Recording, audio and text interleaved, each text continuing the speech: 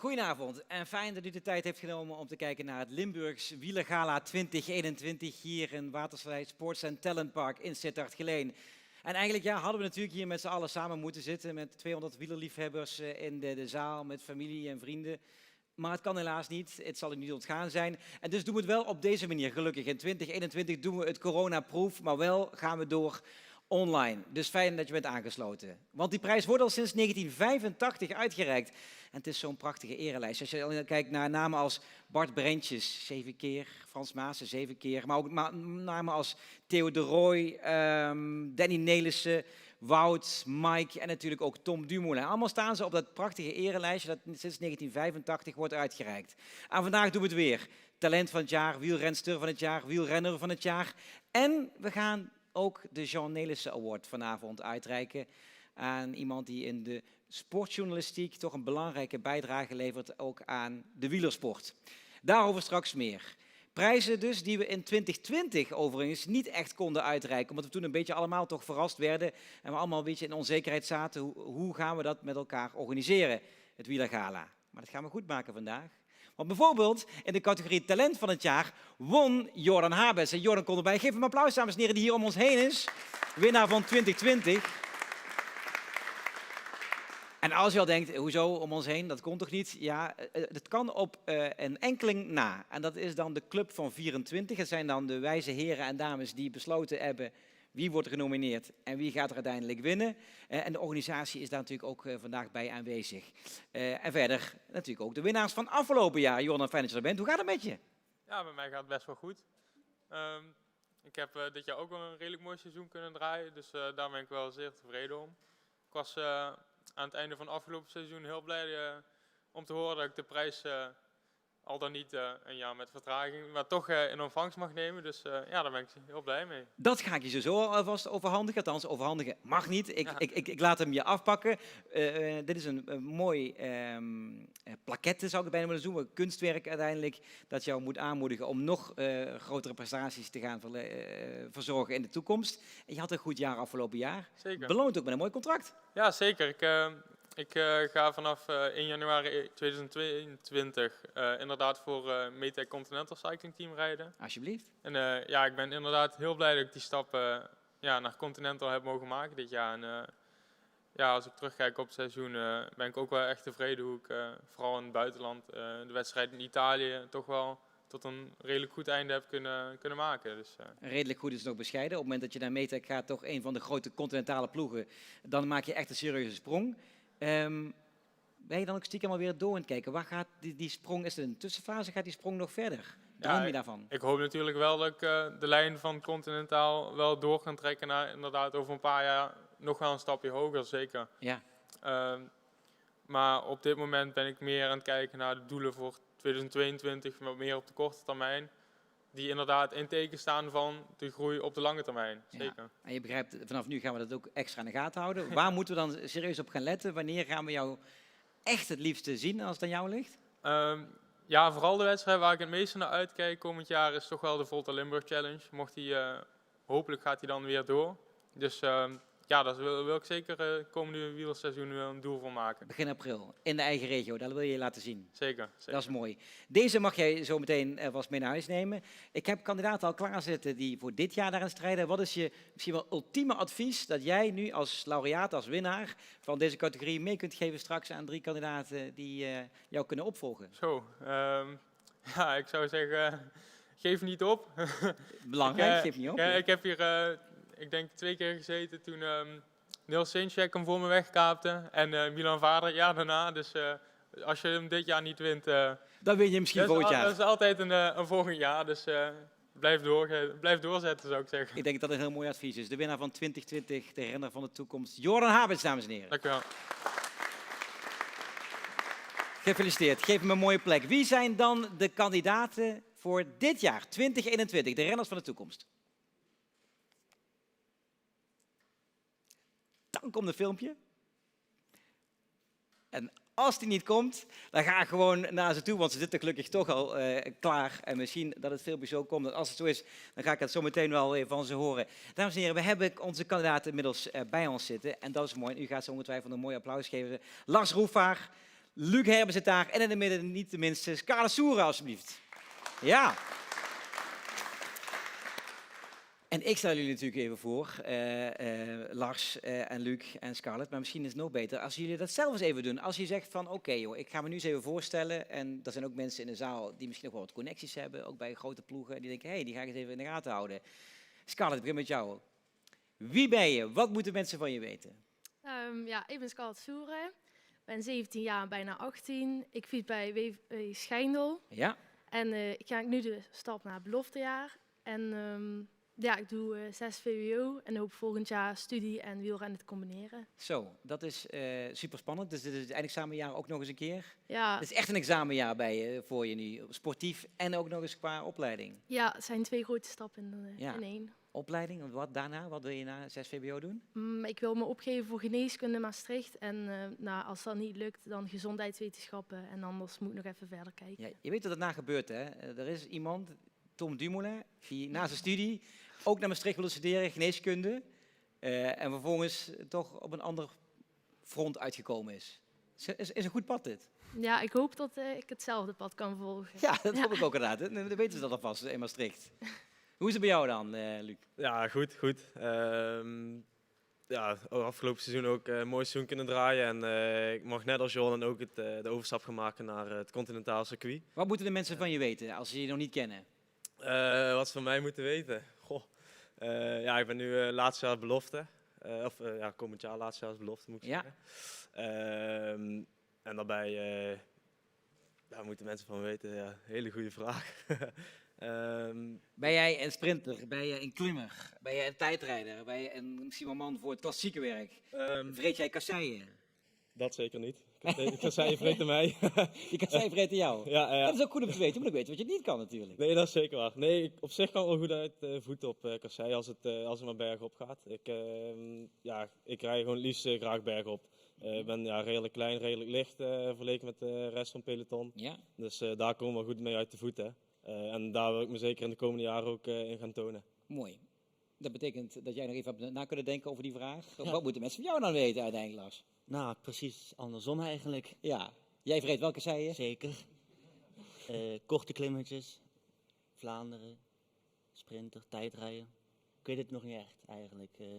Maar klimmen, niet zo mijn ding. Noem een renner dan in het huidige peloton die het grote publiek kent, waarvan je denkt, nou, daar zou je me idealiter, als ik echt heel groot word, mee moeten kunnen vergelijken.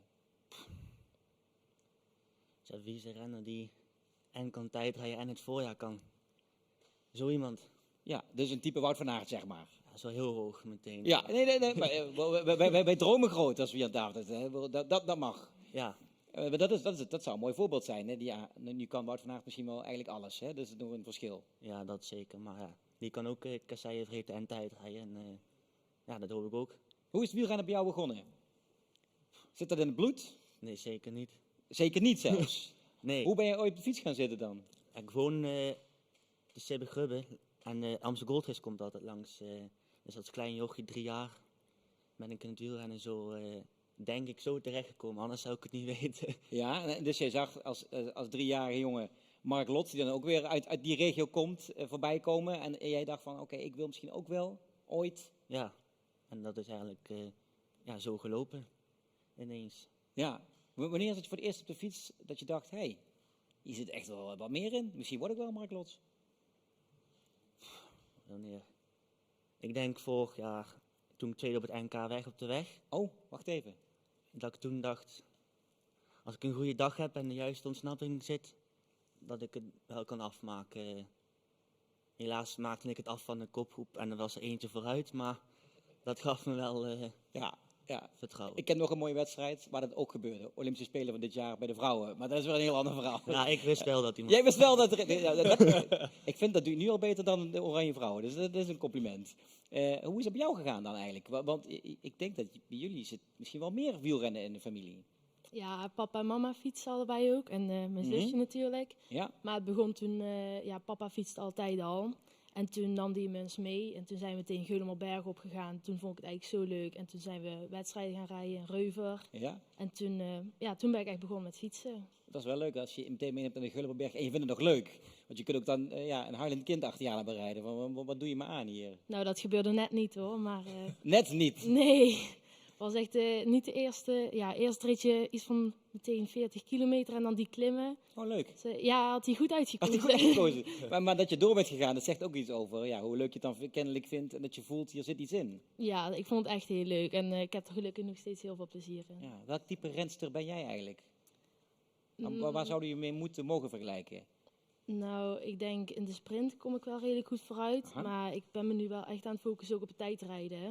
Want dat gaat steeds beter. Dus ik hoop een beetje zoals Lars dan, denk ik. Ja. Klimmen moet wel kort zijn, moeten geen lange klimmen zijn. want, Ellen van Dijk. Ik zie Ellen van Dijk hier. ik Wij hoop mogen het. grote namen noemen hier, hè, hebben we net gezegd. Ja, het zou wel heel mooi zijn. Ja, als je kunt de tijd rijden en je kunt kleine klimmetjes aan en je bent explosief, dan is dit een mooie vergelijking. Vind ik wel, ja. Ja, dat is mooi. Wat was het hoogtepunt voor jou afgelopen jaar? Waarom zit je eigenlijk hier aan tafel, denk je?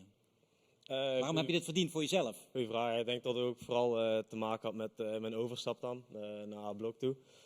En dat kun je dan eigenlijk samenvatten over een geheel seizoen. Ja? Wij begonnen pas laat aan het seizoen, was op het NK eind juni. Ja? Waar andere profs en continentale renners wel een gedeelte van het seizoen hadden afgedraaid, was het voor ons pas de eerste keer. Dus wij wisten van, het wordt een hele grote kloof. Mhm. En eigenlijk op het NK ging het eigenlijk al vrij goed. Helaas wel niet met resultaat, maar ik kon er wel gewoon mooi mee rijden en mijn ding doen. Dus dat gaf wel veel vertrouwen naar de verdere wedstrijden toe. En ja, qua hoogtepunt denk ik dat de Ronde van Namen, die was in augustus was die. Mhm. Daar reden we gewoon als ploeg reden we daar heel sterk. Werd een ploegmaat van mij werd 8e, ik zelf werd 22e. Aha. Mooi dat je dat weet, ja. Ja, dat is het feit goed om te zeggen. Maar dat gaf gewoon daar een heel goed gevoel dat we daar als ploeg zijnde ook heel goed mee konden en heel goed ons ding konden doen. En dat heeft denk ik ook, wat ik zei, voor gezorgd dat ik inderdaad die mooie overstap kan gaan maken volgend jaar. Ja, dat is een super gaaf overstap. Je gaat gewoon voor A-blok rijden. Ik bedoel, dat is niet iets waar je zomaar overheen stapt. Dat is echt een serieuze stap in je carrière. Ja, ook ontzettend trots op en heel blij dat ik die kans ga krijgen. Ja, en dan, maar wat verwachten ze daarvan? Je hebt natuurlijk met die mensen gesproken. Wat moet je daar echt ook wel iets als je daar als eerstejaars binnenkomt? Nou, dus vooral eerst je plek ontdekken. Het is een nieuw niveau, nieuw peloton, ook in de ploeg zelf natuurlijk je plek vinden. En daarna ga je kijken wat mogelijk is. Dus ik denk dat we per wedstrijd gewoon ons raceplan krijgen en verwachtingen. En dan moeten we zien om daar het maximale gewoon uit te gaan halen als ploeg zijn en als renner zelf ook. Ja, want dat is bij jullie misschien best wel moeilijk. Je weet niet eens echt waar je plafond ligt. Ieder jaar ontdek je misschien dat je weer een stapje erbij kunt. Merk je dat ook? Ieder jaar weer iets beter? Dat er nog meer in zit? Of heb je een gevoel van, daar moet het ergens liggen? Nee, ja, ik maak ook als Luc de overstap naar het continentale team. Mhm. Als eerstejaars belofte, dus voor mij wordt nog minder verwacht eigenlijk. Dus een beetje meer ontwikkelen. Is dat fijn? Ja, ik kan heel veel leren denk ik van jongens die een stuk ouder zijn als mij en al ervaren zijn op continentaal niveau. Mhm. Dat ik zo stapje voor stapje elk jaar beter kan worden. Ja. En waarop wil jij je komend jaar dan aan het ontwikkelen, Scarlett, als je daar al naar mag kijken? Nou, ik denk bij Schijndel heb ik sowieso heel veel geleerd. En ik denk dat ik ook nog heel veel kan gaan leren. Hè. Ja. Want ik heb al een paar wedstrijden bij de U23 gedaan. Dat is echt wel een ander niveau. Dus ik denk dat ik me echt moet gaan focussen op gewoon verbeteren, meer gaan trainen. En ik denk dat Schijndel daar heel goed bij gaan helpen. Ja, maar dat vind ik dan toch super spannend voor je. Ik kan me voorstellen, als je in een eindexamenjaar zit en je zegt ook, ik moet ook nog eens meer gaan trainen. Hoe zorg je ervoor dat je toch een beetje balans houdt? Want uiteindelijk wil je ook niet dat je zo jong als je bent helemaal over de kop gaat. En dat bedoel ik figuurlijk. Ja, het is wel lastig, maar ik denk samen met Rob, mijn trainer, daar vinden we wel goed een weg in. En de school werkt op zich ook wel mee. Maar ik denk wel dat het belangrijk is om eerst mijn examen en dan fietsen. En ik hoop gewoon een goede combinatie te kunnen vinden. En sowieso is fietsen een hele goede afleiding. En ja, je hebt ook rust nodig en dat vind ik wel op de fiets. Ja, fietsen is ook gewoon leuk. Je vindt het ook echt leuk om te doen. Ja, tuurlijk. Is dat nog wel eens een moment dat je zegt, ik vind er echt een bal aan? Eerlijk? Af en toe. Af en toe? Maar daar heb ik mensen die me er doorheen trekken. Ja? Pien, hele grote goede trainingsgenoot. Aha. Kom, even door. Als jij er doorheen zit in een training, dan neemt Pien Limpers jou er even, trekt je er doorheen. Daar heb ik wel eens ervaring mee gehad dat dat Oh. gebeurt, ja. En dan doet het ook even pijn ook, of niet? Misschien. Dat ga ik hem straks aan haar vragen. Maar ik bedoel ook de dagen dat je denkt van jongens, echt, moet het echt vandaag? Ja, je zit ook profrenners hè, en oud-profrenners bij die club van 24. Die kennen het gevoel helemaal. Want moet het echt vandaag? Als het vreselijk weer is. Het is koud en nat. En je hebt toch een lijstje dat je moet afwerken. Ja, des te mooier is denk ik ook als je training wel uitvoert en je komt terug. Dan is de voldoening eigenlijk des te groter. Oh ja. Dus dat geeft dan ook weer een heel mooi gevoel. Als je dan eigenlijk ook onder een warme douche staat, geeft je ook meestal een goed gevoel. Ja. En dan gewoon daarna, ja, dat geeft je toch wel een stuk meer voldoening van, hey, ik heb het toch gedaan, zeg maar. Ja, mooi. Ik wens jullie veel succes komend jaar. En het is eigenlijk wat Jordan al zei, niet wanhopen, mocht je niet winnen, dan kun je volgend jaar of over 2 jaar gewoon nog hier terugkomen. Uiteindelijk kan er maar één de winnaar zijn, zei Henny Huisman. En die kan het weten. We gaan naar de prijsuitreiking en daarvoor hebben we uitgenodigd de wethouder in de gemeente Sittard-Geleen, Andries Houtakkers. Want ja, uiteindelijk is dit wel, we zijn bij Waterslei Sports and Talent Park, als je het toch over talent hebt, het is wel een beetje de bakermat van internationale jonge talenten, hè? Ja, absoluut. We zijn er ook heel trots op dat Waterslei wat dat betreft in onze gemeente ligt. De gemeente Sittard-Geleen. Joop Petit hier gezeten, die doet zijn uiterste best om Waterslei heel goed te promoten. Samen met alle anderen die hier zijn. En, Ja. wat ik al zei, we zijn er echt heel trots op. Ja, en terecht. Het is natuurlijk een fantastische locatie en de hele wereld ontdekt dat. Dus ze komen echt van heinde en verre om hier te komen trainen en leren en levenservaring op te doen. Dat doe je dan toch in Sittard-Geleen, waar anders, zou ik bijna zeggen. Wat kun je als gemeente eigenlijk nog bijdragen dan uiteindelijk aan de ontwikkeling ook wel van jonge talenten? Nou ja, wat wij graag zouden willen bijdragen, maar daar hebben we wel de hulp ook van degene in deze stad voor nodig die heel nauw betrokken bij het wielrennen zijn. Maar we hebben natuurlijk een prachtige wielerbaan in Geleen liggen. We hebben een prachtig Tom Dumoulin bikepark in Sittard liggen. We hebben Waterslei, waar we nu zijn, hier op de kop liggen. Dus ja, wat ik heel graag zou willen, wat wij heel graag zouden willen, is dat daar de goede verbinding wordt gevonden en dat die sporter op de meest excellente wijze, zou ik bijna willen zeggen, gebruik kan maken van die faciliteiten. Dus dat die sporter echt centraal staat, de wielrenner echt centraal staat, en zijn keuze kan maken waar hij naartoe wil en een hele mooie trainingsdag heeft. Ja, dat is al mooi, want die samenwerking die is al meer op handen. We zagen dat die Zuid-Limburgse wielerclub zal ook weer meer met elkaar samenwerken. Dus dat komt uiteindelijk, moet het die talenten die hier aan tafel zitten in de komende jaren ten goede komen. U mag het bekendmaken, u heeft een gouden envelop meegenomen. Ja. En natuurlijk de award voor de renner van de toekomst. Ik doe dat heel graag. Eens kijken wat hier uitkomt. De dame aan tafel. Scarlett Soeren. Scarlett Soeren is de wielrenster van de toekomst. Ja, ik mag hem niet overhandigen, je moet hem zelf pakken. Ik had hem al omgedraaid omdat jouw naam erop staat, anders dan zouden de camera's het zien. Maar van harte gefeliciteerd. Dankjewel. En niet alleen namens mij, maar ook namens ieder die hier zit en namens de gemeente Sittard. Dankjewel. Gefeliciteerd. Dat is heel erg mooi, ja. Blijf even staan. We wachten natuurlijk op een geweldige speech die je hebt voorbereid. Want je had natuurlijk uit je zak haalde je een A4'tje, toch? En die kon je nu gaan voordragen. Was de bedoeling dan toch, of niet?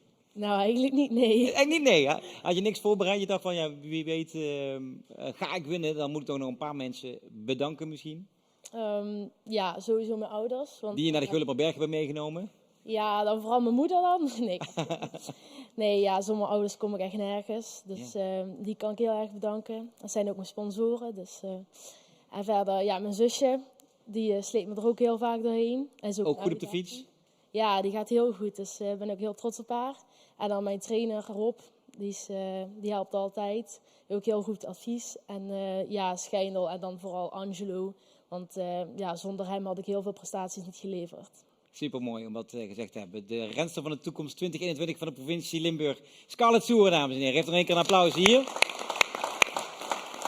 En ook Luc en Lars, super veel succes in het komende jaar. En ik hoop jullie volgend jaar weer hier aan deze tafel terug te zien. En dat jullie nog een stap hebben gemaakt om misschien wel ook die prijzen op te komen halen. Maak er een mooi jaar van. We gaan door naar de wielrenster van het jaar. We hadden die van de toekomst. Maar wie komt eigenlijk nou in aanmerking voor die categorie wielrenster van het jaar? Eens kijken of daar een filmpje van klaar staat. Dit zijn ze.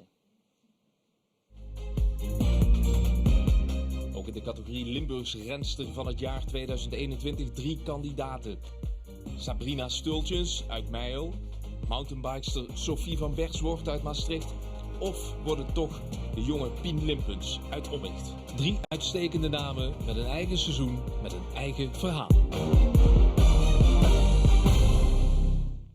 Inderdaad, en de kandidaten zitten hier aan tafel. Behalve Sophie zit in het buitenland voor een trainingskamp. Sophie, we weten dat je misschien wel online bent aangehaakt. Fijn dat je er dan toch op afstand bij bent. Ook jij komt natuurlijk in aanmerking voor die prijs. Maar eerst terug naar vorig jaar, 2020. En dan heb ik een keer de gelegenheid om die envelop open te maken. En ze zal toch maar aan tafel zitten, de winnares van 2020, Sabrina Stultjes, dames en heren. Ja.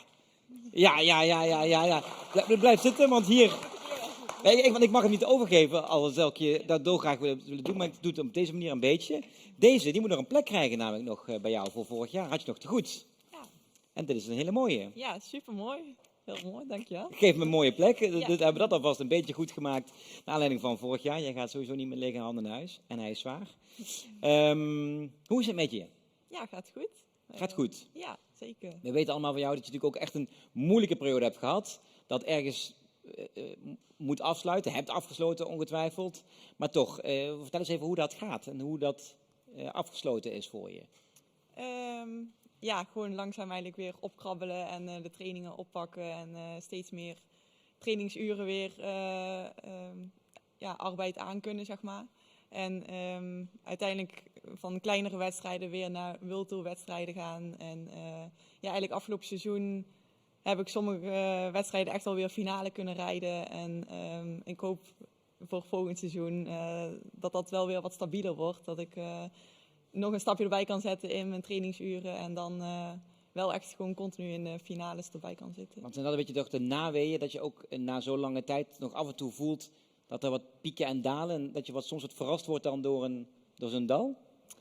Nou meer, ja, het afgelopen seizoen is het inderdaad een beetje op en af gegaan. En de ene wedstrijd kon ik echt goed mee en de andere wedstrijd was ik gewoon nog lang niet hersteld. Het herstel duurt gewoon nog steeds best wel iets langer dan ik gewend was. Ja, kan ik me voorstellen. Gelukkig is dat herstel dan ook nu echt definitief daar. Ja, het gaat gewoon weer helemaal goed. En natuurlijk, het vrouwenwielrennen heeft een stap vooruit gezet. Dus het is wel 2 stappen die je dan ook weer terug erbij moet zetten. Maar goed, het gaat goed. Dus, Ja, ik denk dat het hele wielrennen, dat hoor je bij iedereen, ook bij de mannen, hebben nog een stap erbij gezet. Dus iedereen, zeker als je dan van een kleine achterstand moet terugkomen, is dat een extra lange inhaalrace bij jou.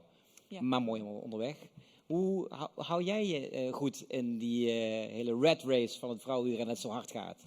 Nou, dat was op het begin wel heel moeilijk, moet ik zeggen. In de Amstel Gold Race bijvoorbeeld en de Strade Bianche werd ik wel geconfronteerd met hoe hard het inderdaad gaat. Maar Nou, niet de minste wedstrijden natuurlijk. nee, het was echt heel mooi dat ik daar mijn debuut kon maken Ja. eigenlijk. Dus daar was ik wel echt heel blij mee met die kans wat ik bij Parkhotel krijg. En ik merk gewoon dat ik door het seizoen heen echt hele mooie stappen heb gezet. Waardoor ik in Noorwegen en in Engeland ook echt mee kon koersen op World Tour niveau. En ja, als klein kind had ik daar niet van durven dromen, nee. Ja, misschien wel durven dromen, maar misschien niet durven hopen dat het uit zou komen. Ja, inderdaad. En dat gebeurt natuurlijk. En je hebt natuurlijk ook bij een ploeg uiteindelijk ook, waar ook echt jonge talenten heel snel heel veel beter worden. Dat heeft de historie bewezen. Ja, zeker. Ik neem Lorena Wiebes en Demi Vollering ook echt als een voorbeeld. Dus, Ja, en als dat je voorbeelden zijn, ja, dat belooft wat.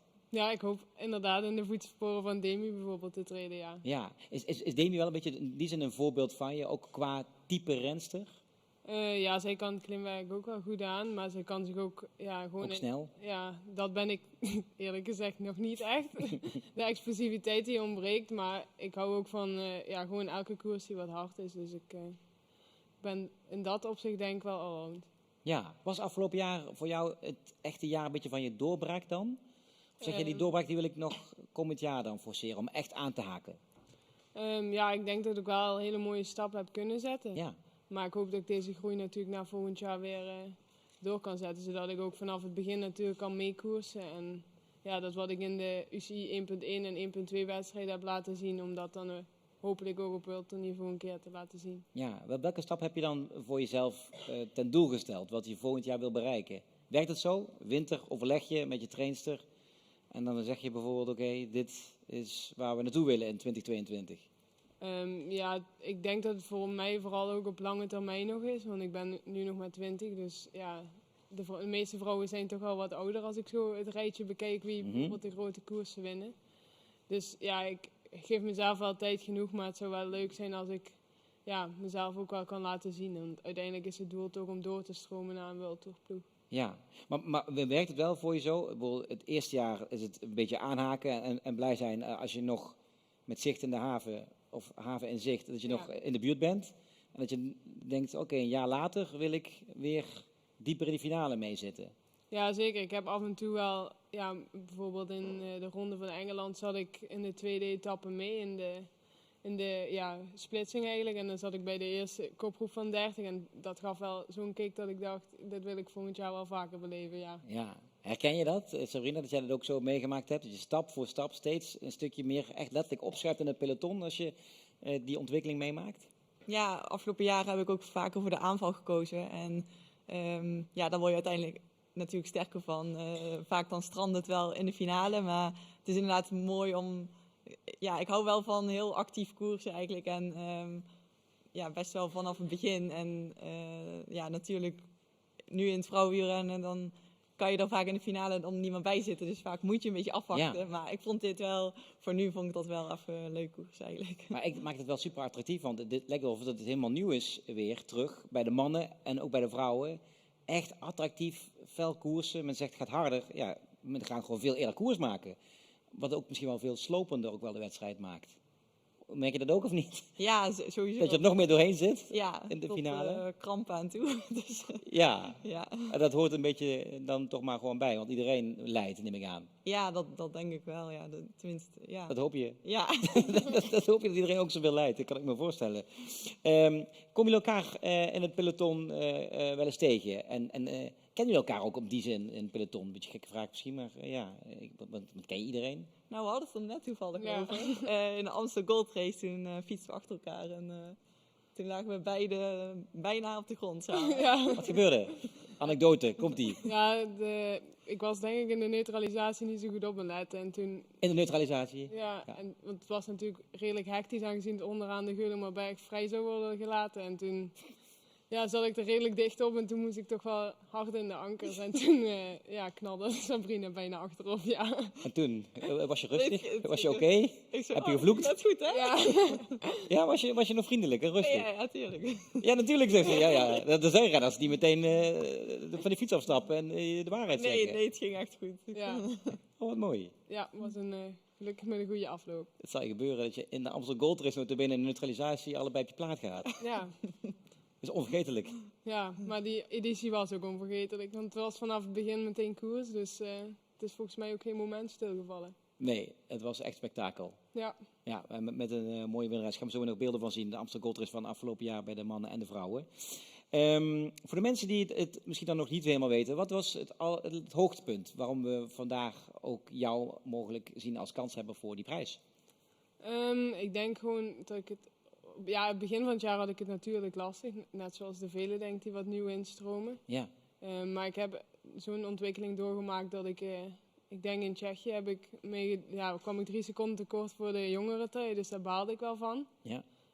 En daarna heb ik ook wel constant meerdaagse kunnen rijden. Onder andere in de Women's Tour in Engeland. Dus ja, ik denk door de constantheid en de groei doorheen het hele seizoen. Mooi. En jij? Waar kijk jij op terug als je denkt, nou, dat was echt een mooi moment? Ik denk toch wel San Sebastian. Het was een heel zware wedstrijd. Van start tot finish was echt stort in de regen. Ja. En dat ik eigenlijk tot diep in de finale mee zat. En uiteindelijk 4e werd. Een klein stukje net geen 3e. Maar het was mooi om er in ieder geval weer bij te zitten. Ja, dat was de week na de Spelen, hè, waar Annemiek uiteindelijk nog eens een keer huis hield. Dan zat je net naast het podium. Super knap. Komend jaar is de Ronde van Frankrijk terug op de kaart. Jij zat in een heel leuk filmpje tijdens de tourpresentatie zelfs. Dus dat betekent dat jij komend jaar de Tour gaat rijden. En dat wordt echt een klimmerstoer. Als je het laatste weekend ziet, nou, er zijn heel veel mannen die daar niet naartoe willen. Zeg maar, wat verwacht je daarvan? Wat moet het worden voor jou? Ja, het is nog niet helemaal duidelijk of dat ik hem rijd. Dat kan niet. Je moet zeggen, dat kan niet. Als je in een filmpje zit, dan moet je hem ook rijden. Ja, het is de Giro of de Tour de France. Dus, Dat is trouwens ook een lastige keuze misschien wel. ja, het parcours van de Giro is nog niet bekend, dus daar zijn we eigenlijk nog even op aan het wachten. Maar inderdaad, het parcours van de Tour is wel echt een hele mooie. Echt een mooie voor jou. Ja, dus nu denk ik wel, ik hoop hem wel echt te rijden en erbij te zijn, ja. Ja, het is de eerste, hè, formeel, of informeel, hoe je het ook wil noemen. Het is weer een herstart van een vrouwentour. Ja, en ook Wil je dat erbij parcours zijn? waar we die opnames waren gemaakt. Een soort Strade Bianchi-achtig met gravel. Ja, Dus ja, mij lijkt het Superplans wel de heel mooi. Belfield, dat moet prachtig worden. Ja. Waar kijk jij naar uit komend jaar? Nou, ik hoop dat we net weer zo'n mooi programma kunnen rijden als afgelopen jaar. En stiekem hoop ik ook wel dat we of de Giro of de Tour rijden. En dat ik daar eens aan het echte werk mag proeven. Het echte werk. Ja. En daar heb je al een beetje aan mogen proeven. Ja. Wel tof dat jullie hier allebei daarvoor zijn. We gaan die prijs uitreiken. Ik ga Hans Teunissen erbij halen. Hans is de voorzitter van de Club 24 van de wijze heren en dames die ervoor verantwoordelijk zijn dat de talenten, vrouwen en mannen hier toch bij elkaar zijn. Hans, het is wel weer even luxe. We hebben talenten, we hebben toppers aan tafel. Limburg manifesteert zich ook echt natuurlijk als de wielerprovincie. En mooi dat we deze twee dames hier hebben.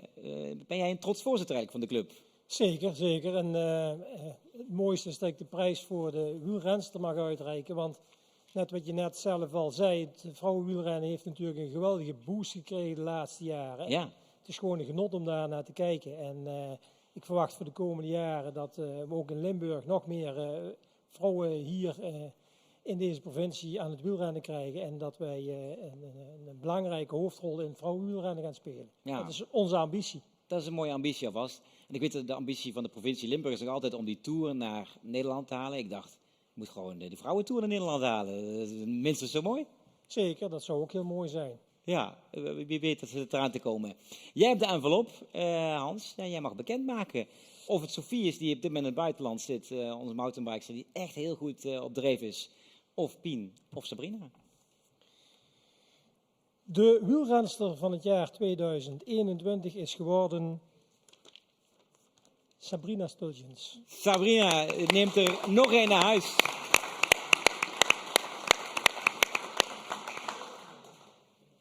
Sabrina, van harte gefeliciteerd. Dankjewel. Een tweede beeldje, om Ja. het zo te zeggen, het tweede kunstwerk. Ik hoop dat het een mooie plek in je huis krijgt. Veel succes aankomend jaar en geniet van de prijs. Ja, heel erg bedankt. Super mooi ook dat deze vrouwencategorie er nu bij is gekomen. Dus ja, mooi stimulans ook voor de jonge wielrensters nu. Dus Ja. mooi. Je hebt er nu tak 2. Ga je ze over kamers verdelen of gaan ze naast elkaar? Heb je daarover nagedacht? Daar heb ik nog niet over nagedacht. Ik had dit niet verwacht. Nee, je gaat ik met zwaar brons naar huis vandaag. 2 keer een mooi bronswerk. Heb je nog een dank die jij wil uitspreken naar mensen misschien wel naar aanleiding van het afgelopen jaar? Je hebt toch wat meegemaakt? Ja, eigenlijk wel gewoon de mensen die het dichtste bij me staan. Zoals mijn ouders, mijn broer, waar ik ook altijd op terug kan vallen. Ja, mijn trainer, mijn team, Liv Racing. En ja, dat zijn toch wel de mensen waar ik altijd op terug kan vallen. Ja, zeer zeker. En dat is belangrijk. Zeker op momenten dat je het echt even heel hard nodig hebt. En dan krijg je deze mooie stimulans nog een keer mee. Mooie winnares. Pien, jij ook gefeliciteerd toch met de nominatie. Sofie uiteindelijk ook, maar de winnares Sabrina Stultjens, dames en heren, nog een keer. Zometeen gaan we natuurlijk naar de wielrenner van het jaar. En we gaan de Jean Nelissen Award hier ook uitreiken. En we hebben nog iets bijzonders. Een belangrijke check die we willen uitreiken. Dat allemaal. Maar eerst gaan we eens terugkijken op dat wielerjaar 2021 in beeld. En L1 die was zo goed natuurlijk als de wielerzender. Om dat eens mooi op een rijtje te zetten. Hoe ziet het jaar 2021, hoe zag het er ook alweer uit? Maurice Jessen zet het allemaal op een rijtje.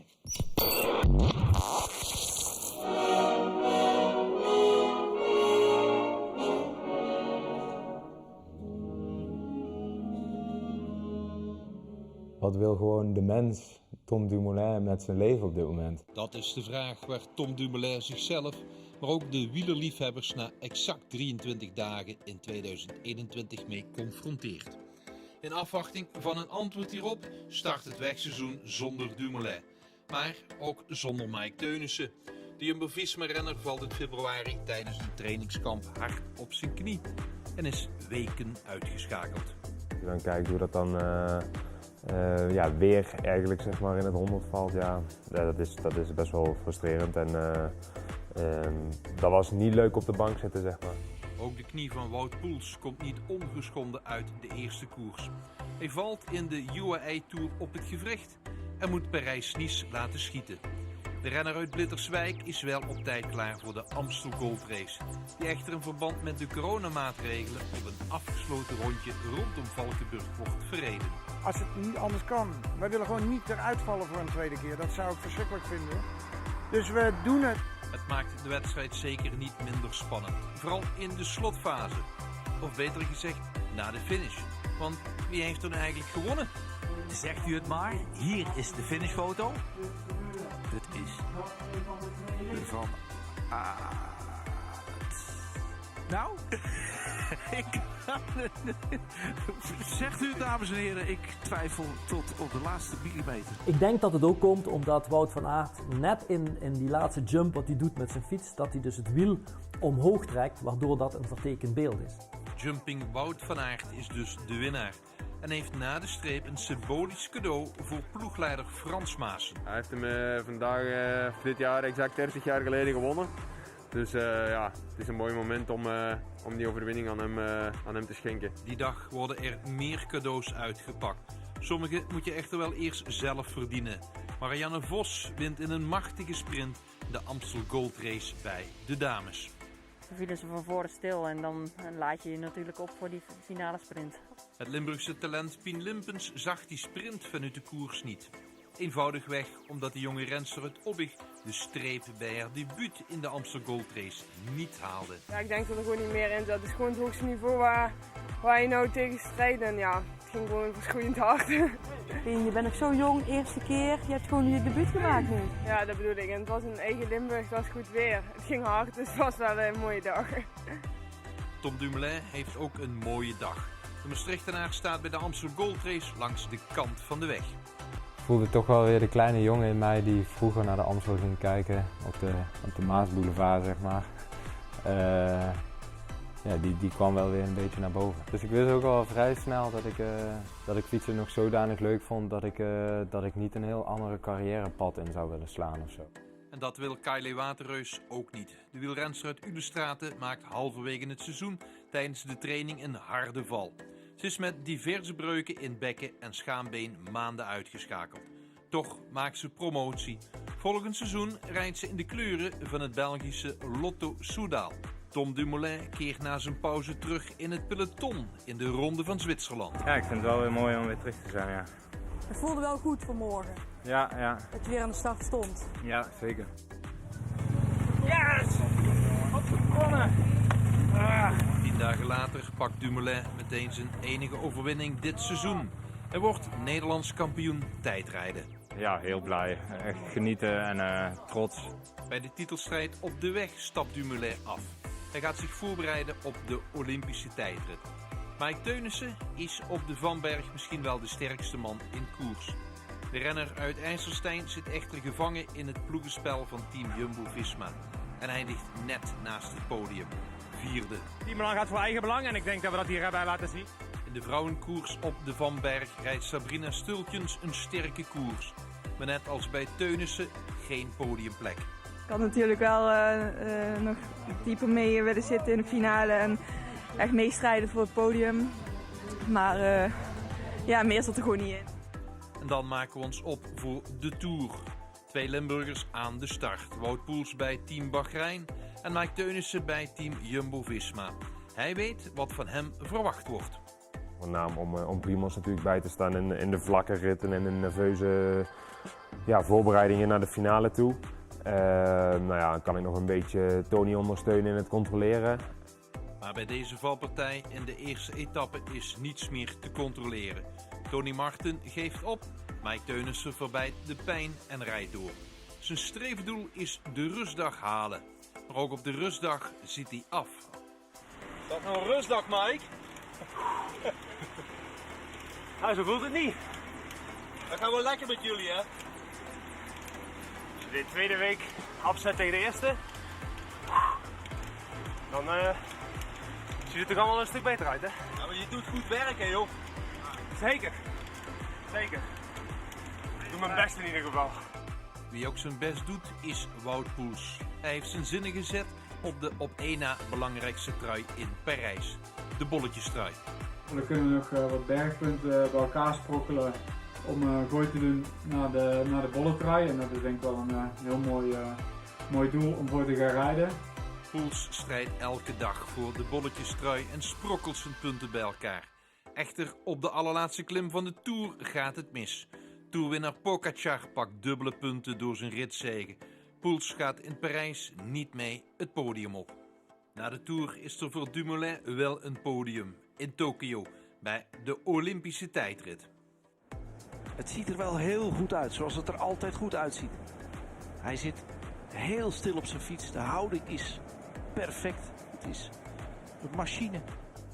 Alleen Primož Roglič is sneller.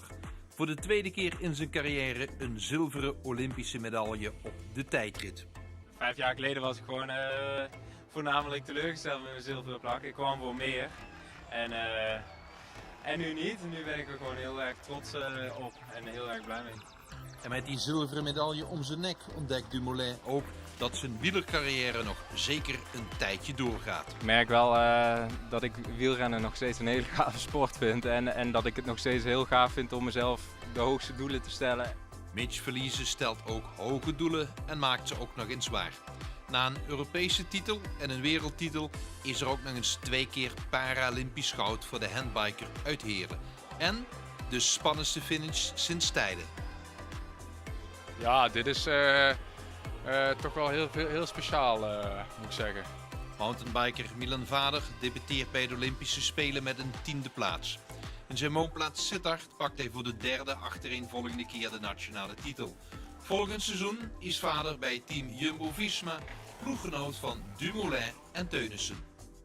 Die laatste rijdt het wereldkampioenschap in Leuven. Een waar volksfeest in Vlaanderen. Teunissen doet wat hij al het hele jaar doet, werken voor zijn kopman. In dit geval voor Mathieu van der Poel.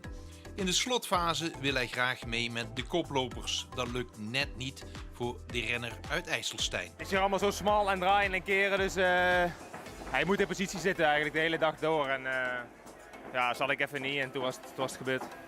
Voormalig Nederlands kampioen bij de belofte Stijn Dame rijdt in het najaar als stagiair bij team Intermarché Wanty-Gobert. Door een knieblessure, juist in die periode, kan hij zijn capaciteiten aan de Belgische World Tour ploeg niet laten zien. Dame moet nog even wachten met de overstap. Paulina Rooijakkers stapt ook over, maar dan alleen tijdens de Bart Brentjes Challenge. Van de wegfiets op de mountainbike en succesvol. Ze wordt Nederlands kampioen op het onderdeel marathon. Het was nog ver, maar ja, uiteindelijk heb ik heel de wedstrijd solo gereden. Maar ik kon wel goed met tempo rijden, dus... En samen met Paulina Rooijakkers bereiken we ook de eindstreep van dit overzicht. En kijken we nu alweer uit naar het nieuwe wielerjaar. Ja, zo is dat ook. Het nieuwe wielerjaar dat eraan zit te komen, 2022, met de eerste trainingskampen die alweer op stapel staan. Maar niet voordat we die overige prijzen gaan uitreiken.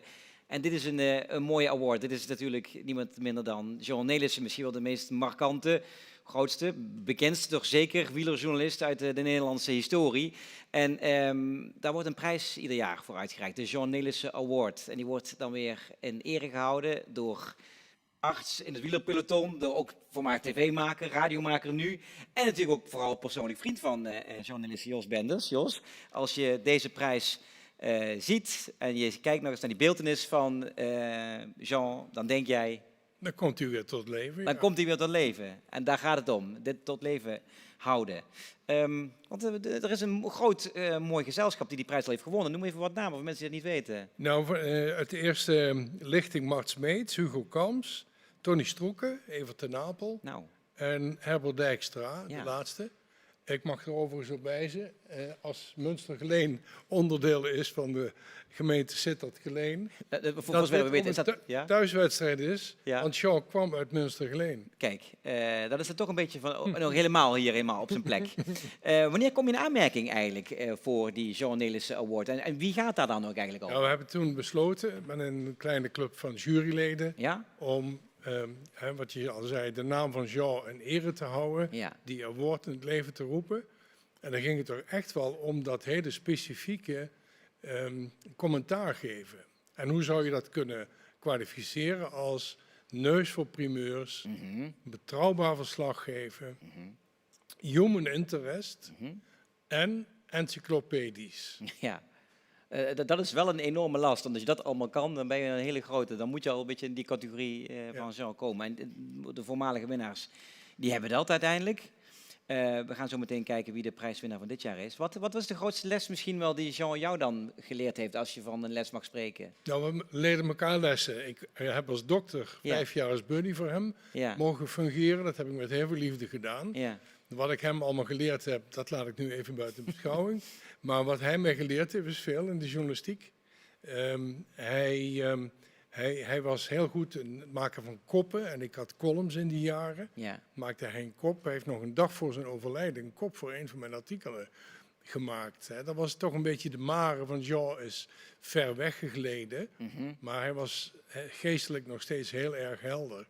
Dus ik heb van hem veel journalistieke trucjes en dingetjes geleerd. En daar ben ik hem ook heel dankbaar voor. Het was verder een heel interessante man. Ja, en dat ook al heb je hem niet van dichtbij gekend of op afstand, dan kun je dat alleen maar beamen. De winnaar van dit jaar, zonder de naam nog even te noemen. Waarom voldoet hij wat betreft de jury aan die criteria? Omdat hij ook heel betrouwbaar is. In dit geval gaat het om een journalist die ook heel menselijk en heel collegiaal is. In het jachterige veld van journalistiek, waar jij permanent deel van uitmaakt. Hè? Daar schuurt ook wel eens een keertje iets. Bij deze man schuurt niks. Schuurt niks. Hij is ook encyclopedisch. Hij publiceert nog steeds heel erg veel. En dat zijn allemaal criteria die ertoe doen. Hij heeft overigens een tijdje met Jean Nelissen samengewerkt in zijn jonge jaren. En later werden ze concurrenten. Ja. Concurrent van Jean zijn, dat is een verschrikkelijk moeilijke last. Ja. En de man heeft het gewoon toch altijd weer gered. En tot groot respect van de grote meester Jean Nelissen zelf. Ja, dan mag je bekendmaken wie gaat die prijs winnen. En waar gaan we naar kijken? En waarom we dat nu doen? Het is Wiel Verhezen.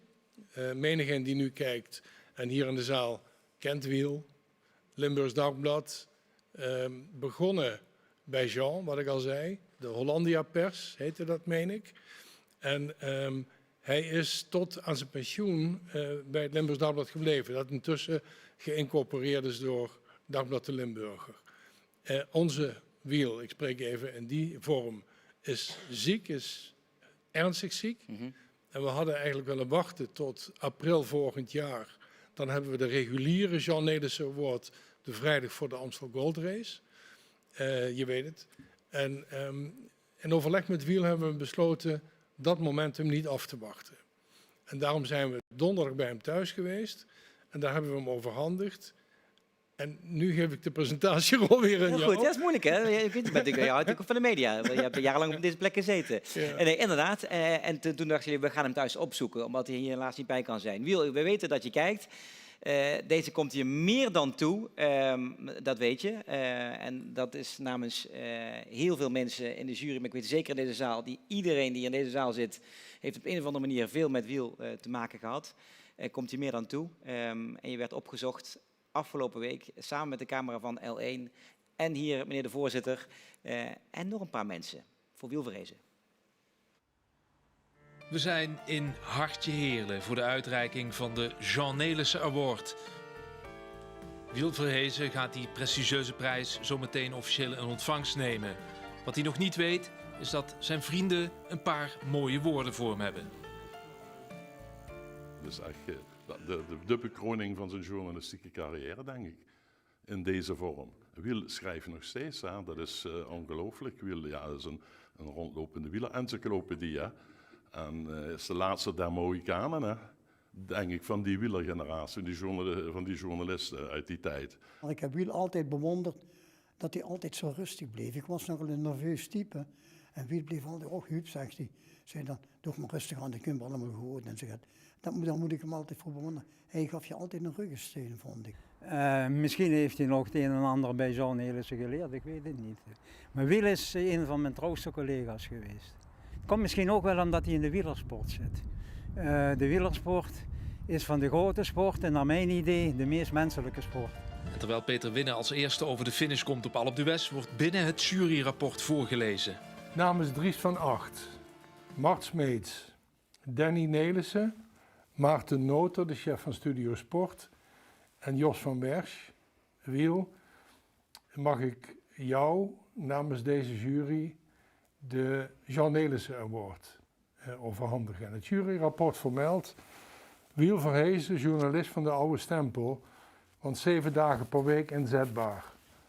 Nooit een taalfout, altijd collegiaal en niet te vergeten de enige wielerjournalist die Jan Raas mocht interviewen na diens afscheid van de wielersport. Als iemand de Jean Nelissen Award verdient, dan Wiel Verhezen. Want net als Jean een onovertroffen wielerencyclopedie in levende lijven. En dat verdien je dik. Alsjeblieft, Wiel. Dank namens alle lezers, kijkers en volgers van jouw wielerpraatprogramma's. Dank u wel. Ja, hier wordt een mens stil van. Dit is een onderscheiding die had ik nooit verwacht. Nogmaals, ik heb me met Jean altijd goed kunnen vinden en ik heb mijn vak altijd met liefde uitgeoefend. Maar dat ik op 82-jarige leeftijd, want dat ben ik inmiddels, nog zo'n onderscheiding mag krijgen. Nota bene thuis, maar dat heeft te maken met mijn gezondheidstoestand. Ja, ongelooflijk. Hartelijk dank aan iedereen die daaraan heeft meegewerkt. Heerlen met zijn Pancratiuskerk in het midden, de basis van het Limburgs Dagblad, de thuisbasis ook van Wiel Verhezen. Wielerjournalist in hart en nieren, met een huiskamer dat lijkt op een museum. En met hoog bezoek als verrassing. Ja, jonge man. Ja, waarom het geheur? Dat was er toch niet laten. Ja, maar weer. Gefeliciteerd, hè? Dankjewel. Dat wil? Verdorie, wat kun je wel noemen allemaal? Ja, met een paraat gemaakt. Ja, de 6 op het podium, maar dan moet er even bij zijn. Ja, ik denk dat Jean Nelissen heel trots zou zijn. Want ja, Wiel is toch een van zijn eigen mensen geweest. En ja, Jean Nelissen heeft toch altijd heeft toch een goede band gehad. Hij heeft Wiel altijd gerespecteerd als journalist. Ik denk dat Jean Nelissen zou zeggen, ja, terecht, dat heb ze dik verdiend, Wieleke. Wiel Verhezen, winnaar dus van de Jean Nelissen Award. En een kleine anekdote, 20 jaar geleden maakte ik met Wiel Verhezen voor L1 Radio iedere maandagavond een sportprogramma. En Wiel is echt een wandelende wielerencyclopedie. Als je even naar één naam vroeg uit een ver verleden, begon ik te vertellen. En we liepen stevast uit met dat programma, omdat hij zo prachtig kan vertellen. Maar we hingen allemaal aan zijn lippen en doen dat nog steeds. Dus deze prijs komt er meer dan toe. Tot slot, Jos, je hebt het juryrapport voor een deel voorgedragen. En nog even een snelle greep over wat de grote meesters in die jury daarover verteld hebben. Dat vond ik wel erg frappant en heel evident. Mart Smeets zei, zeer goede keuze. Maarten Noter, chef sport van de NOS. Ik sluit graag aan. Danny Nelissen, uiteraard de goede keuze. Jos van Merks, bij Wiel is het glas nooit half leeg, maar altijd half vol. Ik weet niet waar Wiel nu zit, maar ik denk op die camera. En Dries van Acht zei, de voorzitter, de echte voorzitter van de jury, betrouwbaar, historisch besef. En dat is bij Dries van Acht, voor wie hem kent, heel belangrijk, taalvaardig. Want Dries is ook een taalkunstenaar. Zeker, zeker. Mooi dat je er nog even mee wil nemen. Dankjewel, Jos Benders. Nog een keer een applaus zien, want hij kijkt mee voor Wiel Verhezen, dames en heren.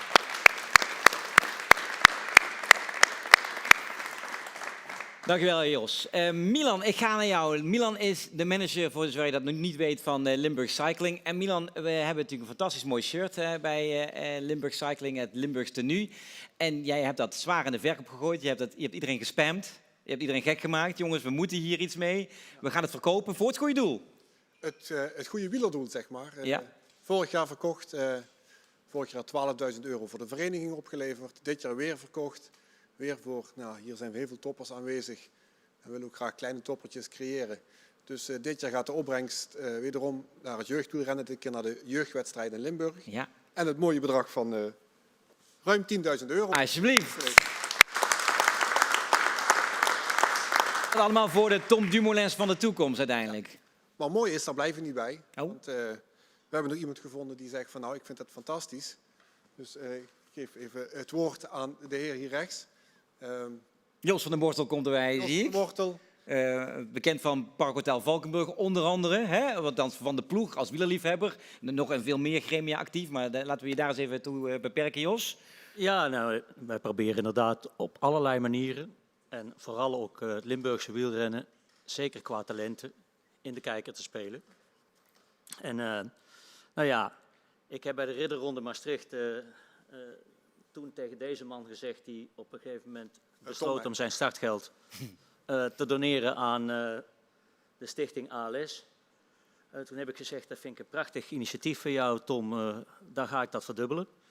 En dat heb ik dus ook besloten met dit initiatief te doen. Dus ik besluit hierbij, middels deze symbolische check, dat bedrag te verdubbelen. Schitterend. Ook al omdat ik via Milan een aantal recentere toppers bij ons in de diverse ploegen heb ondergebracht. Ja. Waaronder Stijn Dame en als een van de laatste dus Pien. En ook voor Pien wil ik toch nog even een hart onder de riem steken. We hebben ook een renner gehad in het verleden, Koen Bouwman. Heeft in 2012 en 2013 deel uitgemaakt van ons team. Was in zijn eerste resultaten altijd middelmatig. Nou, dat is Pien ook een beetje, als ik dat zo toch met alle respect mag zeggen.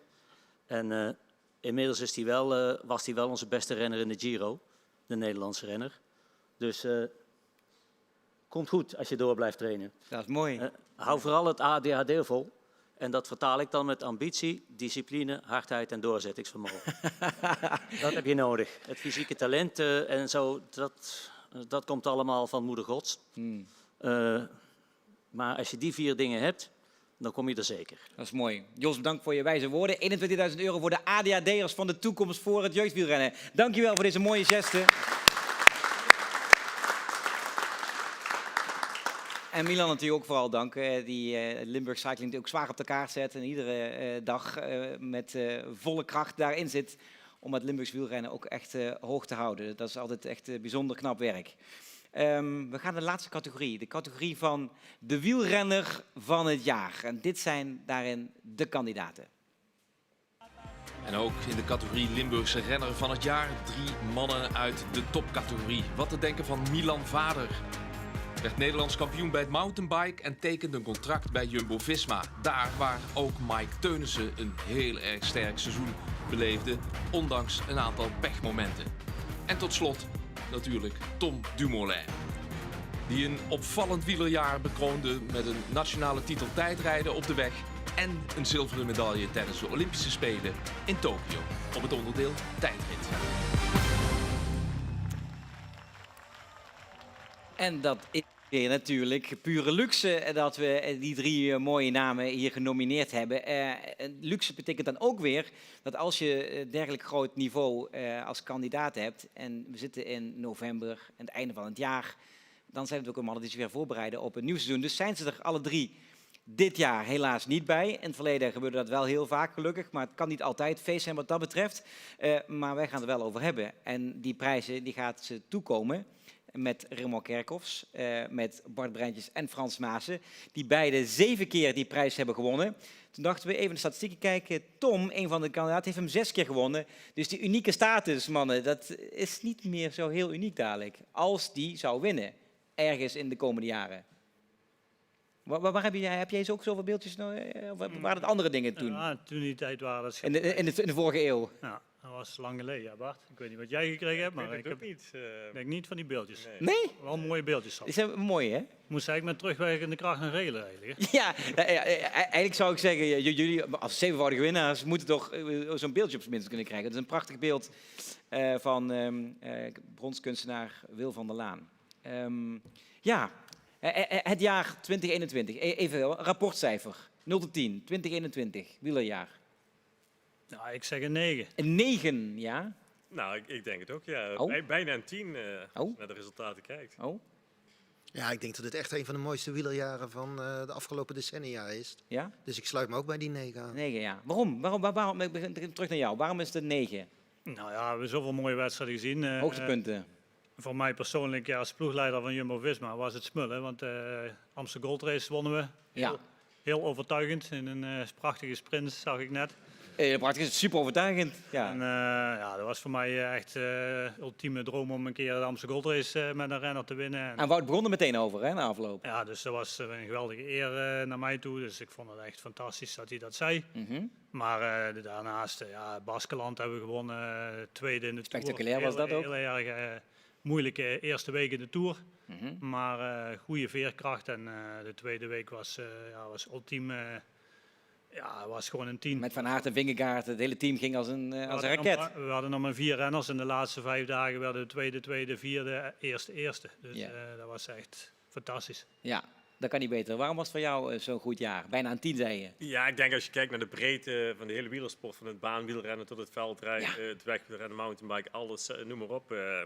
Als je ziet wat voor resultaten er overal behaald zijn, is gewoon absurd. Ja. Zo goed. Mannen, vrouwen, baan, mountainbike, weg, inderdaad. Absurd inderdaad. Wat was het hoogtepunt voor jou? Nou, Hoogtepunten misschien, hè? Dat is moeilijk kiezen nu. Ja, dit was een heel onverwacht seizoen. En we hebben eigenlijk de laatste jaren steeds naar een wielersport gekeken waarvan we zeiden van elke renner heeft maar 1 pijl op de boog. Ja. Nou, tegenwoordig moeten ze volgens mij een kromme rug hebben van het aantal pijlen. Ja, ze maar echt, dragen. Ze durven weer ver voor de finish aan te vallen. Een hoogtepunt vond ik bijvoorbeeld de zege van Mathieu van der Poel in de Tirreno. Ook dik 50 kilometer van de streep in de aanval. Pogacar gaat erachteraan, maar die weet hem niet te achterhalen. Ja. Dat vond ik echt een schitterende wedstrijd. Maar echt de onvoorspelbaarheid. Alaphilippe die toch 3-4 keer tijdens zo'n WK aangaat. Asgreen die Van der Poel dan weer in de Ronde van Vlaanderen erop legt. Ja. Ja, ik denk echt dat we een schitterend seizoen hebben gehad. Ja, en dat in de volle breedte inderdaad. Dat maakt het ook wel aantrekkelijk. Alsof er, ik ga niet zeggen nieuwe wielrennen, dat is een lelijke term. Maar dan, als we dan toch gebruiken dat de koers steeds vroeger open wordt gebroken. Dat zagen we natuurlijk vroeger, alle respect, mag ik voor vroeger zeggen, veel minder. Dat is echt iets van de laatste jaren dat in één keer mannen op 50, 60, 70, 80 kilometer van de finish al aangaan. Die ploegleiders zitten tegenwoordig veel vroeger door die oortjes te toeteren van aan. Oh, jullie zijn het schuld, inderdaad, ja. Ja, maar dat maakt het wel aantrekkelijk. Maar is dit, Sorina zegt, oké, soms is het juist goed om een beetje te anticiperen, gewoon of van tevoren te gaan. Wil je in de finale er ook nog eens nog een kans maken? Maar ik denk ook dat de renners als Mathieu van der Poel, die vliegen erin. Wout van Aert, Pidcock, Pogacar. Is dat gewoon een nieuwe type jonge renner die gewoon bijna als een belofte erin vliegt? Ja.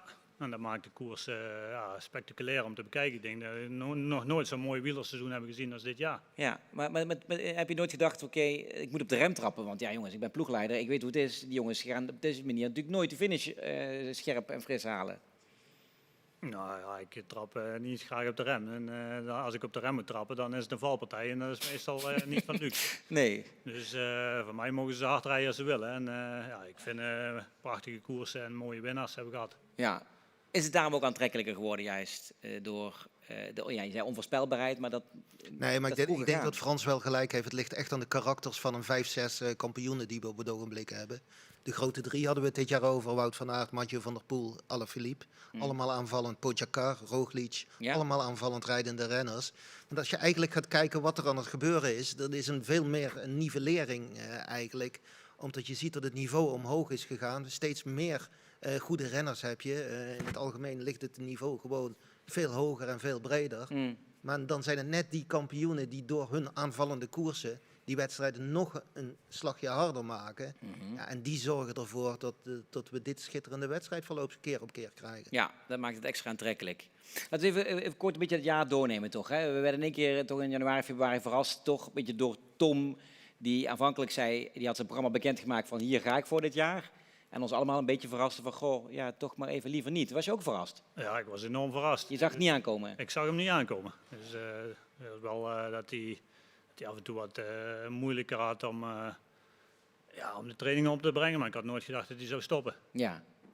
Dus dat was wel ik vond het wel een hele moedige beslissing van hem. Niet leuk, maar wel moedig. En, wat heb je dan tegen hem gezegd? Ja, we hebben daar afgesproken van, ja, ik kwam het dan persoonlijk vertellen, iedereen op trainingskamp dan, dat hij ging stoppen. En, ja, ja, wat ik zeg, een moedige beslissing en dapper. En dat hij de tijd moet vinden om te kijken wat hij graag doet in de rest van zijn leven. En gelukkig kwam hij daarop terug. En, had je dat verwacht of kon je daar überhaupt een pijl op trekken wat hij ging doen? nee, ja, verwacht, gehoopt natuurlijk wel, maar ja, hij maakte zijn rondtrainen rond van Zwitserland en ook Mike Teunissen, ik was daar ploegleider. Ja. En, ja, je zag ze allebei per dag verbeteren en dat gaf me wel een heel goed gevoel. Maar ik had nooit gedacht dat Tom zilveren medaille kon halen op de Spelen. Dat geeft wel aan dat het zo'n... Ja, we hebben het net over die 5 renners, maar als hij gewoon zijn niveau haalt, dan zet hem er maar bij. Want het is ook zo'n geweldenaar, dat is ongelooflijk. Ja. Is het wel een goed voorbeeld geweest, ook een beetje voor topsporters in zekere zin, als je voelt van jongens, ik heb het gewoon even allemaal niet meer, of ik wil dit even allemaal niet meer, of ik kan het niet meer opbrengen, dat je dat durft te doen? Nou, is het in de mountainbikewereld een ding geweest? Nou, je ziet bij het mountainbike ook wel dat renners moe werden op het eind van het seizoen, dus die ook mentaal wel er doorheen zakten en dus ja, het seizoen eerder stopte bijvoorbeeld. Maar ja, Tom had het dan in het begin van het jaar. Ja. Maar ik denk niet alleen dat het een heel moeilijke beslissing is van hem, maar ook, ja, wat Frans ook al zegt, voor het teammanagement is het ook heel moeilijk om daarmee om te gaan. Je moet die persoon zelf de rust geven en ook de tijd gunnen om daarvan te herstellen. En ja, in topsport is het lijkt het soms zo dat die tijd er niet is. Iedereen moet maar presteren, er zit altijd druk op. Ja. En ja, het is knap van hem dat hij het zo aangeeft. Ja. Is het een voorbeeld geweest voor andere sporters, denk je? Dat je ook eens een keer kunt zeggen, ja, ik ben toch niet altijd die superheld die alles aan kan. Dat is eigenlijk een heel eerlijk verhaal. Ja, wat Frans net al zegt, zijn keuze is heel dapper geweest. En wat mij ook, als je eigenlijk de reacties keek op alle forums, op alle social media, was alleen maar respect voor zijn keuze. Dat heeft mij eigenlijk nog wel een beetje verbaasd, want we zijn toch in een land waar iedereen snel wordt afgeschreven. Ja. Maar kijk, het wielrennen is aan het veranderen. Hè. Als je bij Jumbo-Visma gaat kijken, in de winter moeten ze al met de weegschaal hun brood afwegen, tot op de gram nauwkeurig. Er wordt steeds meer hoogtestages. Het wordt steeds zwaarder om op het allerhoogste niveau te presteren.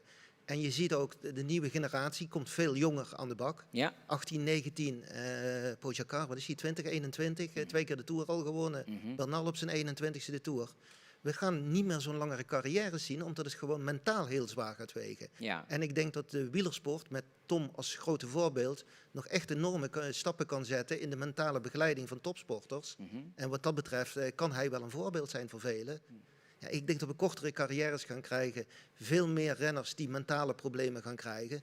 Dus het is echt iets wel waar Tom de wielersport op voorbereid heeft en we moeten daarvoor waken. En is het iets waar jullie ook al meer mee bezig zijn, juist met die mentale begeleiding in de topsport? Zeker, we proberen ons steentje bij te dragen, maar uiteindelijk is het wel aan de renner zelf om te willen en het op te kunnen brengen ook. Hè? Ja.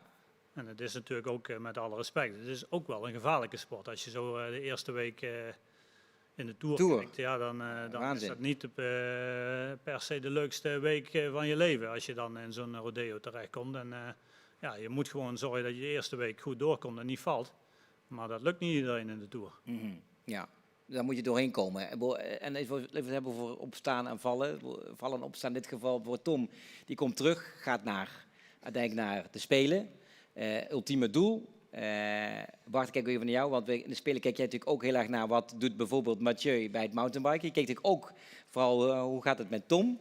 Was je verrast? Ja, zeker dat die tweede, dus de zilveren medaille had ik eerlijk gezegd niet verwacht. Nee, dat is echt heel knap. Maar ja, het is wat Frans zegt, hij is natuurlijk een supertalent. En hij kan zich eigenlijk voorbereiden op een wedstrijd zonder heel veel wedstrijden te rijden. Heb ik altijd die idee.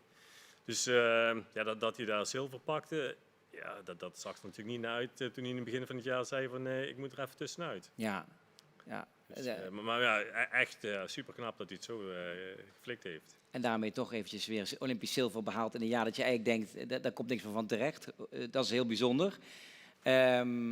Ik kijk even naar de andere kandidaten in deze categorie. Milan bijvoorbeeld. Werd ook Nederlands kampioen. Hier is een echte jongen van hier nu, vinden wij nu inmiddels. Zijn parcours hier. Het is zijn parcours. Ja, formeel uit Zeeland, maar het is toch echt bijna een nieuwbakken Limburger geworden. Hoe was zijn jaar verder? Ja, Op de grote piekmomenten, WK, Spelen? Ja, tiende op het WK, tiende op de Olympische Spelen. Ik denk dat 2020 zeker beter was voor hem. Daar stond hij natuurlijk 2 keer op het podium in de World Cup. Ja. Het jaar daarvoor derde op het EK, maar dit jaar net niet op dat podium steeds, vond ik zelf. Maar ja, dus ook weer, je moet je dan bewijzen, hè? Dus na 2020. En ik had het idee dat het iets minder was dan het jaar daarvoor eigenlijk. Ja. Zeker niet slecht, maar het kan beter.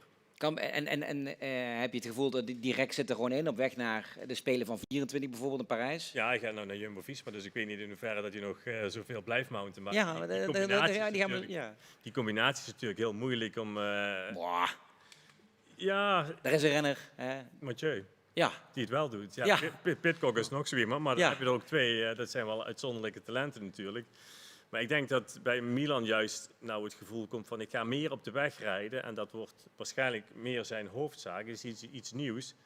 En het is geen voorbereiding meer op het mountainbiken. Dus ik denk dat dat op het tweede plan komt. Dus dat gaat hem niet echt meer helpen. Weet Frans het beter. Misschien weet Frans meer. We zijn bezig met alle planningen, maar ik zag wel dat hij toch de nodige World Cups nog gaat rijden. Dus het is zeker een combinatie. En daarnaast denk ik ook dat het stimulerend kan werken. Je ziet het een goede voorbeelden dat het die combinatie wel kan. Ja.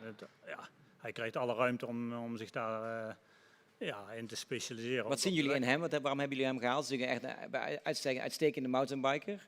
Ja. Maar wat weet je van hem, wat hij de weg kan? Hij is meegegaan op trainingskamp en dan maakte hij echt een hele goede indruk.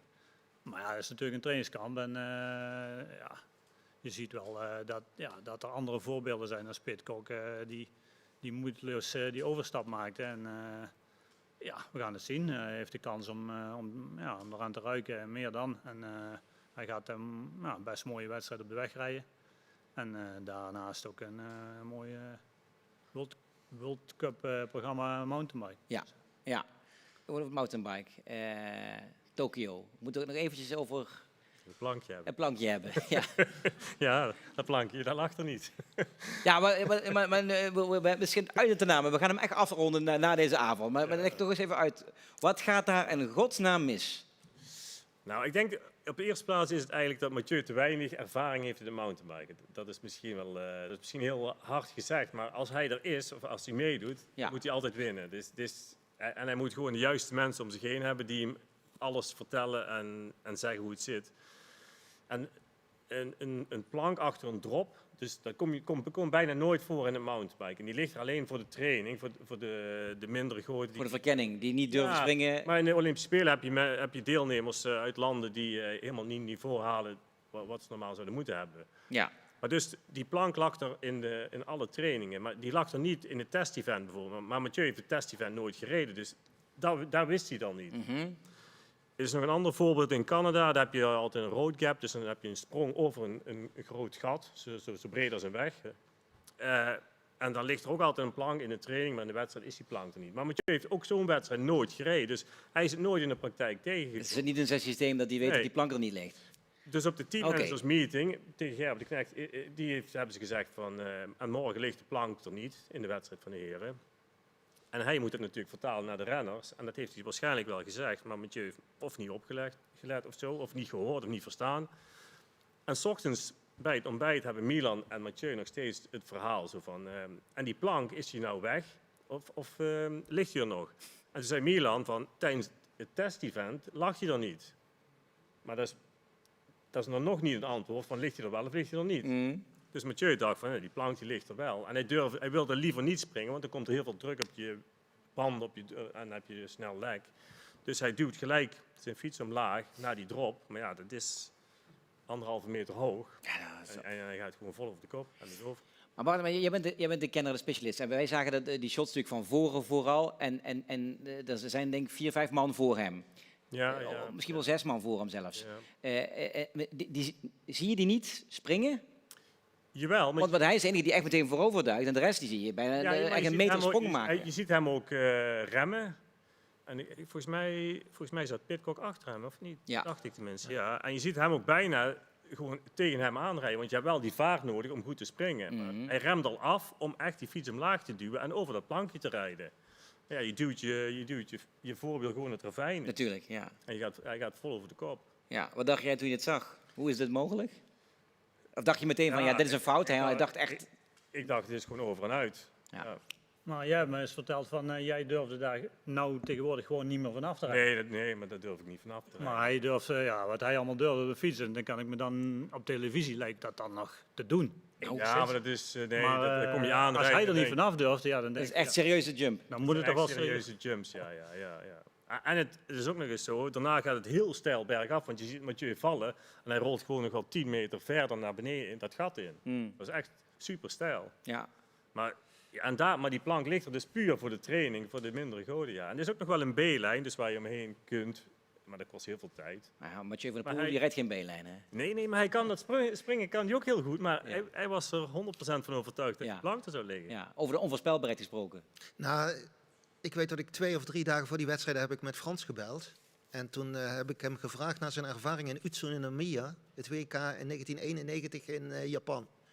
En toen vertelde hij dat ze 1 dag van tevoren toen zijn aangekomen. En, ik geloof dat achteraf de nabespreking met bondscoach Peter Pos langer had geduurd dan de meeste renners op de fiets hadden gezeten. Ik geloof in ronde 2 was iedereen al afgestapt.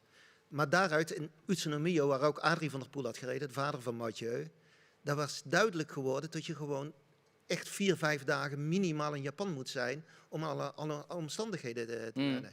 Ja, dus voor mij was het 3 echt dagen van tevoren. Onbegrijpelijk dat die 3 dagen van tevoren, als je 3-4 jaar met zo'n groot doel gaat, dan ga je naar Japan, een land waar heel andere temperaturen, enorme jetlag, het fenomeen Olympische Spelen en totaal andere coronaregels gelden. Ja, het is voor mij onbegrijpelijk hoe je zo met zo'n groot doel kunt omgaan. Die jetlag was niet het probleem. Daar kon hij zich wel bij neerleggen. Dat speelde helemaal niet.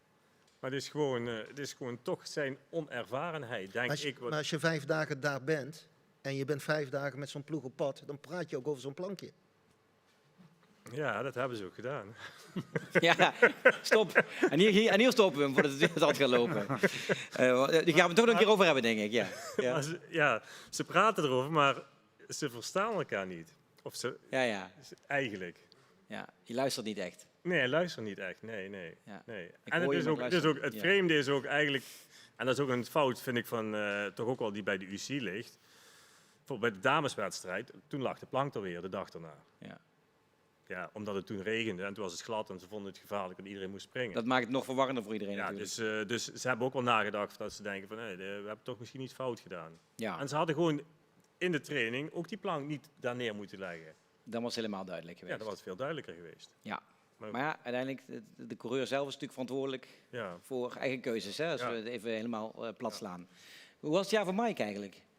Ja, Mike had ik hoge verwachtingen van. Die maakte natuurlijk een ontzettende knaller op trainingskamp. En dat was echt een ernstig geval. Ja. En daar heeft hij echt heel lang voor moeten werken om überhaupt weer terug te komen. En toen, dan begin je toch niet met de basis zoals dat hoort. En desondanks vond ik het fantastisch zoals hij dit in de Tour heeft gedaan. Waar hij ook nog de eerste dag heel hard gevallen is. En ik vond het wel echt... de laatste dag was ultiem natuurlijk. Hij is echt supersterk. Dat deed hij echt fameus. Ja, hij kan dat zo voorbereiden. Ja, daar is hij een meester in. En dat alleen al maakt het seizoen alweer bijna goed. Ja. Want toch heeft hij ook wel nog een paar mooie ereplekken gereden afgelopen jaar. Maar als je een seizoen zou gunnen zonder pech, dan gaat hij echt heel veel mensen heel veel pijn doen. Ja, absoluut. Hij kan gewoon veel beter. En hij moet ook...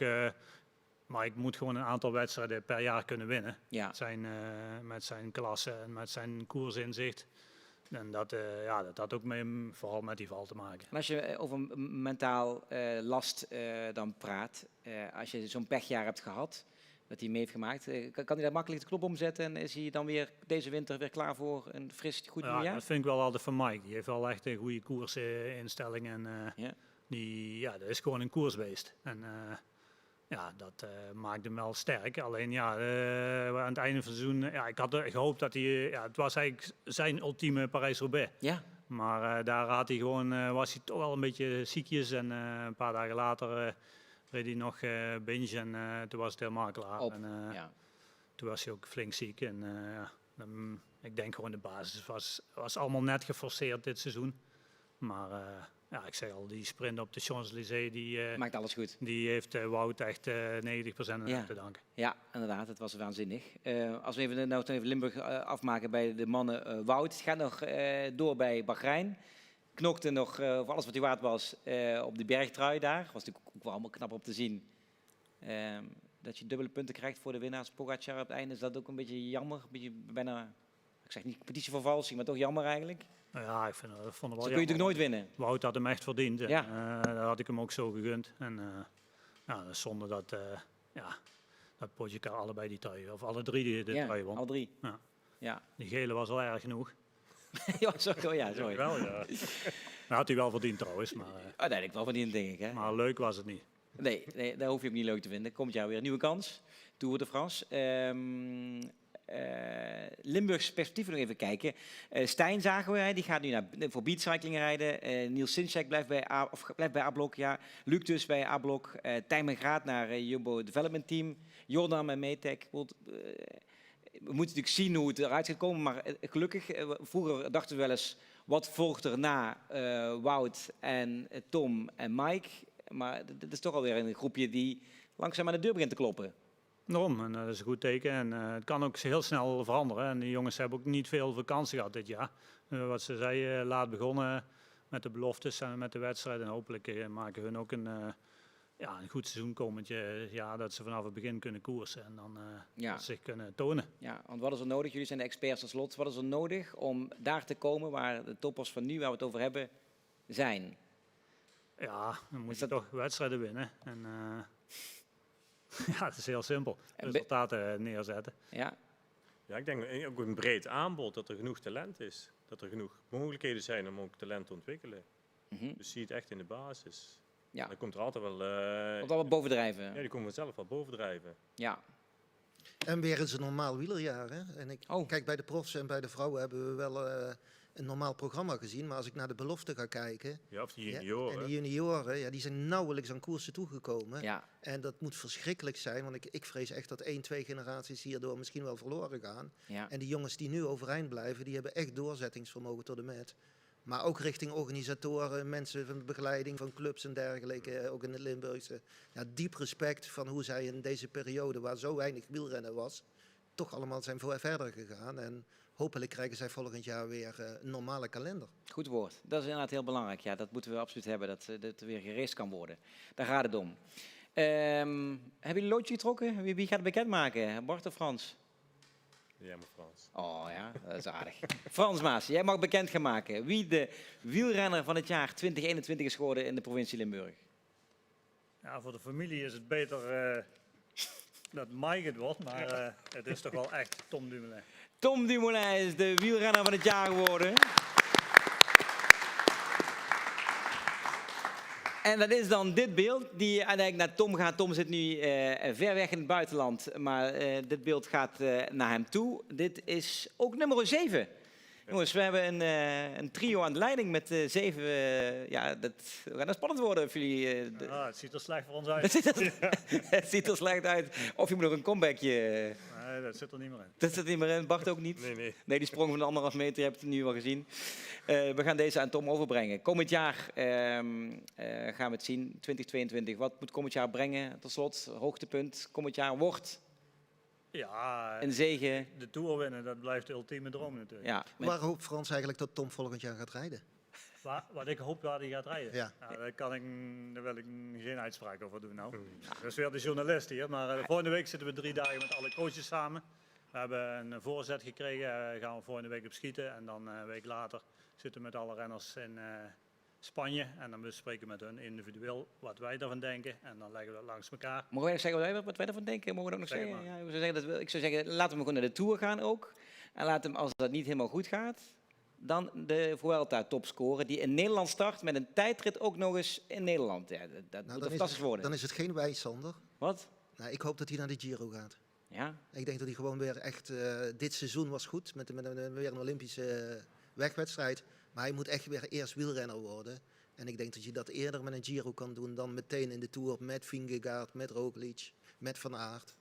Ik zie hem liever in een vrijere rol in de Giro. Jullie zijn allebei kenners. Veel wijsheid. Ja, er zit veel wijsheid aan tafel, dat zie je maar weer. Ja.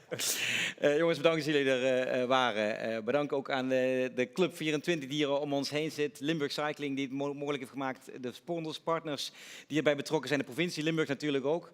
We zien elkaar volgend jaar weer. We gaan zien of de glazen bol hier uiteindelijk is uitgekomen. Ramon, dankjewel voor jouw bijdrages ook. Bedankt voor het kijken. We zien elkaar volgend jaar. Tot in 2022. Blijf gezond. Dag.